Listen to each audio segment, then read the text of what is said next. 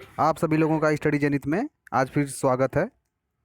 आज स्टडी जनित में हम लोग कुछ महत्वपूर्ण करंट अफेयर के प्रश्नों पर चर्चा करेंगे और उससे कुछ जुड़े फैक्ट को हम लोग प्रस्तुत करेंगे। तो हम आते हैं अपने क्वेश्चन पर। हमारा पहला क्वेश्चन है, विश्व स्वास्थ्य संगठन ने हाल ही में कितने ऑक्सीजन कंसंट्रेटर प्रदान करने की घोषणा की है? तो इसका सही उत्तर होगा 4000। Option B is the right answer. 4000 concentrator विश्व स्वास्थ्य संगठन ने हाल ही में प्रोवाइड करने की घोषणा की है भारत को कई देश सहायता कर रहे हैं और कई कंपनियां सहायता कर रही हैं, जैसे गूगल, अमेजन, ये सब सहायता कर रही हैं। उसमें से विश्व स्वास्थ्य संगठन ने भी 4000 कॉन्सन्ट्रेटर देने की घोषणा की है। ये कॉन्सन्ट्रेटर जो होता क्या है, इसके बारे में जान लेते हैं। ये कॉन्सन्ट्रेटर जो होता है एक मेडिकल डिवाइस होता है जो हवा में ऑक्सीजन को अलग करता है, क्योंकि हवा में कई तरह के गैस मौजूद होते हैं। Oxygen, sulphur, neon, carbon dioxide, ये सब जो है हवा में गैसें मौजूद होती हैं। सल्फर नहीं होता है, SO2, सल्फर डाइऑक्साइड। तो ये सब हवाओं को अलग करके सिर्फ ऑक्सीजन की मात्रा को कवर करता है वो। तो जो गैस मौजूद होते हैं कंसंट्रेटर उसी हवा को अपने अंदर ले लेता है और उसमें से दूसरी गैसों को अलग करके शुद्ध ऑक्सीजन सप्लाई करता है। तो कंसंट्रेटर की बड़ी भूमिका होती है। तो हम लोग जान लेते हैं WHO, वर्ल्ड हेल्थ ऑर्गेनाइजेशन, विश्व स्वास्थ्य संगठन के बारे में। यह जो है इसमें 194 देश हैं। विश्व स्वास्थ्य संगठन में 194 देश हैं और यह 7 अप्रैल 1948 को बना था विश्व स्वास्थ्य संगठन। और इसकी जो मुख्यालय इसका जेनेवा में है। जेनेवा में इसका मुख्यालय है। इसे आप लोग याद कर लीजिएगा, जेनेवा में इसका मुख्यालय है और इसके अध्यक्ष जो हैं टेड्रोस एड्रेनाम है। तो हम आते हैं अपने नेक्स्ट क्वेश्चन पर। हमारा नेक्स्ट क्वेश्चन है, भारत के पहले समर्पित सौर अंतरिक्ष मिशन पर एक सामुदायिक सेवा केंद्र कहाँ स्थापित किया गया है? तो इसका सही उत्तर होगा उत्तराखंड। उत्तराखंड में भारत के पहले समर्पित और अंतरिक्ष मिशन पर एक सामुदायिक सेवा केंद्र स्थापित किया गया है। तो इस केंद्र को ALISC कहा जाता है। ALISC का अर्थ होता है आदित्य एल 1 सपोर्ट सेल है। इसका मतलब जो है आदित्य एल 1 सपोर्ट सेल है। यह उत्तराखंड के हल्द्वानी में एराइज में स्थापित किया गया है। और एराइज का अर्थ जो है Aryabhatta research institute of observational sciences है। ये इसरो और एराइज का संयुक्त प्रयास है। तो अगर इसरो आया है चर्चा में तो हम लोग इसरो के बारे में जान लेते हैं। इसरो जो है इंडियन स्पेस रिसर्च ऑर्गेनाइजेशन है, जो इसका मुख्यालय है बेंगलुरु में है। इसरो का मुख्यालय बेंगलुरु में है और उसके फाउंडर जो हैं विक्रम साराभाई हैं और 1969 में इसे स्थापित किया गया था। तो जान लेते उत्तराखंड के बारे में। उत्तराखंड अगर चर्चा में आया है तो उत्तराखंड 2 क्षेत्रों में बटा हुआ है। जैसे ये उत्तराखंड है, इस एरिया को हम कहते हैं गढ़वाल। उत्तराखंड के इस एरिया को कहते हैं हम लोग गढ़वाल, इसे याद कर लीजिएगा आप लोग। और इस एरिया को कहते हैं हम लोग, नीचे वाले एरिया को, कुमाऊं। जो उत्तराखंड है इधर जो है हिमाचल प्रदेश से सटा हुआ है और नीचे उत्तर प्रदेश से। और इसकी इंटरनेशनल बाउंड्री जो है चाइना से लगती है और नेपाल से लगती है।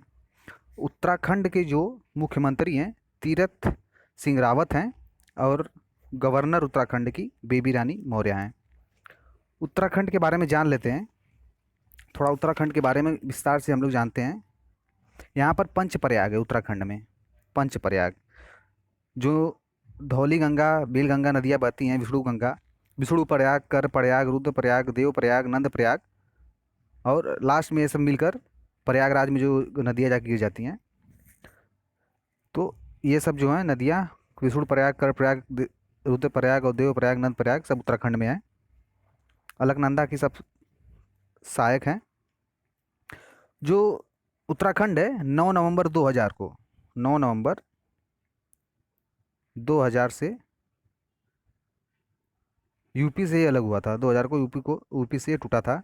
इसका नाम उत्तरांचल था, जिसे 1 जनवरी 2007 को, 1 जनवरी 2007 को इसका नाम उत्तराखंड कर दिया गया था। इसे देवभूमि भी कहते हैं, देवभूमि भी कहते हैं इसे। इसकी 2 अंतर्राष्ट्रीय सीमा बता दी हैं, चीन और नेपाल। यह 11वां हिमालयी राज्य है। और इसके पर्यटन स्थल जैसे अल्मोड़ा, हल्द्वानी, रानीखेत और नैनीताल यूके का उच्च न्यायालय है। हरिद्वार यहाँ का कुंभ मेला लगता है। और देहरादून उत्तराखंड की राजधानी है। देहरादून आप लोग याद कर लीजिए, उत्तराखंड की देर राजधानी है। रुड़की जो है भवन अनुसंधान आईआईटी यहीं पर है, स्थित है। हरिद्वार जो कुंभ मेला के फेमस है, आप लोग जानते हैं। और टिहरी बांध जो है 255 मीटर, भारत का सबसे ऊंचा अर्थ फिलर बांध है। टिहरी बांध यहीं पर स्थित है, उत्तराखंड में। और भाखड़ा जो बांध है 255 मीटर, सतलज नदी पर गुरुत्वी बांध है, इसे कहते हैं भाखड़ा को। तो ये था उत्तराखंड के बारे में। हम लोग उत्तराखंड के बारे में जान लिए। अब चलते हैं अपने आगे। तो आदित्य एल 1 जो है एक भारतीय अंतरिक्ष मिशन है, जो सूर्य तथा पृथ्वी और सूर्य के बीच के क्षेत्र का भी अध्ययन करेगा। यह देश के विभिन्न संस्थानों द्वारा विकसित 7 पेलोड को ले जाएगा। तो ये क्यों चर्चा में था? क्योंकि हम लोग क्वेश्चन में देख चुके हैं कि भारत के लिए पहले समर्पित और अंतरिक्ष मिशन पर एक सामुदायिक सेवा केंद्र का स्थापित किया गया, जो उत्तराखंड में किया गया है। तो आते हैं नेक्स्ट क्वेश्चन पर। नेक्स्ट क्वेश्चन है हमारा, एशियाई विकास bank, Asian development bank. Asian development bank ने कोविड-19 संकट से लड़ने के लिए भारत को कितने मिलियन डॉलर देने की समर्था दिखाई है, राजकोषीय समर्थन देने का वादा किया है? तो इसका सही उत्तर होगा 1.5 बिलियन अमेरिकी डॉलर। जो एशियन डेवलपमेंट है 1.5 बिलियन अमेरिकी डॉलर देने की घोषणा की है। एशियाई विकास बैंक जो है कि कुल ऋण में भारत का 16.29% हिस्सा है। और ये सबसे बड़ा कर्जदार है भारत, एशियाई डेवलपमेंट बैंक का। और जो चीन है 15.25% के साथ दूसरा सबसे बड़ा कर्जदार है। तो एशियाई डेवलपमेंट बैंक एडीबी के बारे में जान लेते हैं। एडीबी एडीबी जो है इसका मुख्यालय है मंडलयुंग, फिलीपींस में है इसका मुख्यालय। इसे आप लोग याद कर लीजिए, फिलीपींस में एडीबी का मुख्यालय है। और इसका स्थापना जो है 1966 में हुआ था एडीबी का। और इसका मकसद है आर्थिक विकास करना। और इसके अध्यक्ष हैं मासासुगु असाकावा, इसके एडीबी के अध्यक्ष हैं। तो हम लोग एडीबी के बारे में जान लिए। तो आते हैं अपने नेक्स्ट क्वेश्चन पर। नेक्स्ट क्वेश्चन है, Chandler good governance index CGGI में भारत को कौन सा स्थान मिला है? तो इसका सही उत्तर होगा 49वां स्थान मिला है भारत को। इसमें सुशासन के क्षेत्र में भारत को 49वां स्थान मिला है।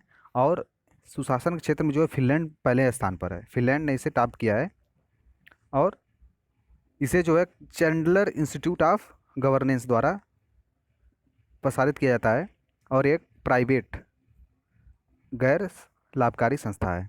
इसका हेडक्वार्टर जो है सिंगापुर में है। और इंडेक्स में 104 कंट्री को शामिल किया गया था। और भारत में गुड गवर्नेंस, सुशासन को बढ़ावा देने के लिए 25 मार्च को सुशासन दिवस भी मनाया जाता है, जो अटल बिहारी वाजपेयी के जन्मदिन के रूप में मनाया जाता है। तो ये था हमारा CGI रिपोर्ट, जो हाल में भारत को 49 रैंक प्राप्त हुई है। तो 5वां है, एशियाई विकास बैंक ने अपनी एशियाई विकास आउटलुक रिपोर्ट में 2021-22 के लिए भारतीय अर्थव्यवस्था के लिए कितने प्रतिशत विकास का पूर्वानुमान लगाया है? तो इसका सही उत्तर होगा 11%। 11% लगाया है। तो एशियाई डेवलपमेंट के बारे में हम लोग जान लिए थे इसके पहले, तो आप वीडियो को पीछे करके देख सकते हैं। एशियाई डेवलपमेंट बैंक, जिसका हेडक्वार्टर जो है फिलीपींस में है। तो नेक्स्ट क्वेश्चन है, बार्सिलोना ओपन टेनिस में पुरुष एकल का खिताब किसने जीता है? तो इसका सही उत्तर होगा Rafael Nadal. Rafael Nadal, option C is the right answer. Barcelona Open tennis में पुरुष एकल का खिताब जीता है। बार्सिलोना ओपन पुरुष पेशेवर खिलाड़ियों के लिए एक वार्षिक टेनिस टूर्नामेंट है। यह आयोजन जो है हर साल 1993 से बार्सिलोना स्पेन में आयोजित किया जाता है। तो टेनिस खेल जो है दो टीमों के बीच गेंद से खेले जाने वाला खेल है, जिसमें 2 खिलाड़ी या 4 खिलाड़ी होते हैं। टेनिस की शुरुआत जो है फ्रांस के मध्य काल में मानी जाती है। और यह राफेल नडाल। और टेनिस की विश्व स्तर पर 4 प्रमुख स्पर्धाएं होती हैं। एक होता है ग्रैंड स्लैम कहा जाता है इन्हें, इन सबको चारों स्पर्धाओं को ग्रैंड स्लैम कहा जाता है। और हर साल जनवरी में जो पहला होता है ऑस्ट्रेलियाई ओपन। ऑस्ट्रेलियाई ओपन होता है जनवरी की शुरुआत में। अब मई में फ्रांस को फ्रेंच ओपन, और उसके 2 हफ्तों बाद लंदन की विंबलडन होता है। विंबलडन जो होता है लंदन में होता है। और सितंबर में अमेरिका में होने वाली स्पर्धा को अमेरिकन ओपन कहते हैं। तो ये था टेनिस के बारे में। आते हैं नेक्स्ट क्वेश्चन पर। हमारा नेक्स्ट क्वेश्चन है, कार्यस्थल पर सुरक्षा और स्वास्थ्य के लिए विश्व दिवस कब मनाया जाता है? तो इसका सही उत्तर होगा 28 अप्रैल। 28 अप्रैल को कार्यस्थल पर सुरक्षा और स्वास्थ्य के लिए विश्व दिवस मनाया जाता है। तो इसके बारे में जान लेते हैं। अंतर्राष्ट्रीय श्रम संगठन आईएलओ द्वारा इस दिन को वैश्विक स्तर पर व्यावसायिक दुर्घटनाओं और बीमारियों की रोकथाम को बढ़ावा देने के लिए घोषित किया गया था। मूल रूप से यह एक जागरूकता बढ़ाने वाला अभियान है जो व्यावसायिक सुरक्षा और स्वास्थ्य के क्षेत्र में उभरते रुझानों पर अंतर्राष्ट्रीय जो है उभरते रुझानों पर अंतर्राष्ट्रीय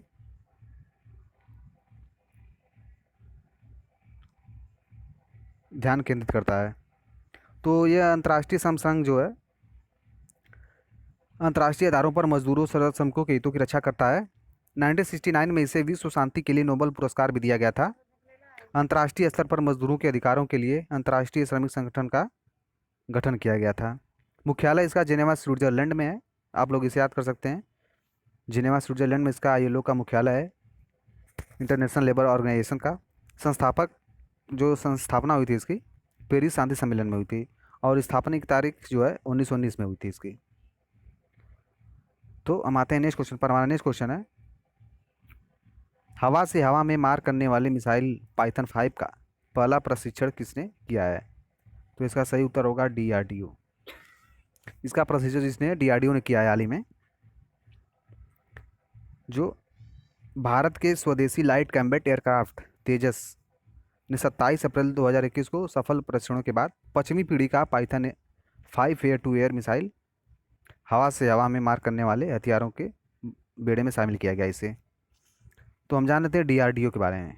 DRDO defence research organisation of defence research and development organisation जो है 1958 में इसकी स्थापना की गई थी डीआरडीओ की। और इसका मुख्यालय जो है न्यू दिल्ली में। डीआरडीओ का मुख्यालय न्यू दिल्ली में। तो आते हैं नेक्स्ट क्वेश्चन पर। नेक्स्ट क्वेश्चन है, Stockholm International Peace Research Institute SIPRI द्वारा प्रकाशित नवीनतम आंकड़ों के अनुसार भारत सैन्य व्यय में कौन सा स्थान पर है? तो इसका सही उत्तर होगा तीसरा। भारत जो है Stockholm International Peace Research Institute SIPRI में तीसरे स्थान पर है, जो इसके पहले पीछे था। तो हम जान लेते हैं पहले स्थान पर जो है संयुक्त राज्य अमेरिका है। सैन्य खर्चा करने वाला संयुक्त राज्य अमेरिका पहले स्थान पर है। दूसरे स्थान पर जो है चीन है। तीसरे पर भारत आ गया है, रूस और यूनाइटेड किंगडम को पिछाड़कर। और रूस जो है इस समय चौथे पे आ गया है, और यूनाइटेड किंगडम जो है 5वें पे आ गया है। जो इन सब का मिलाकर व्यय है 62% वैश्विक सैन्य खर्च के लिए उत्तरदायी हैं। 62%। वर्ष 2020 में सैन्य व्यय में वृद्धि वाले जो है शीर्ष 15 देशों में सऊदी अरब, रूस, इजराइल और अमेरिका शीर्ष पर थे। तो सिप्री क्या जान लें? सिप्री यह थिंक टैंक है। यह एक थिंक टैंक है, जैसे भारत में नीति आयोग थिंक टैंक के रूप में काम करता है, तो सिप्री भी एक थिंक टैंक है।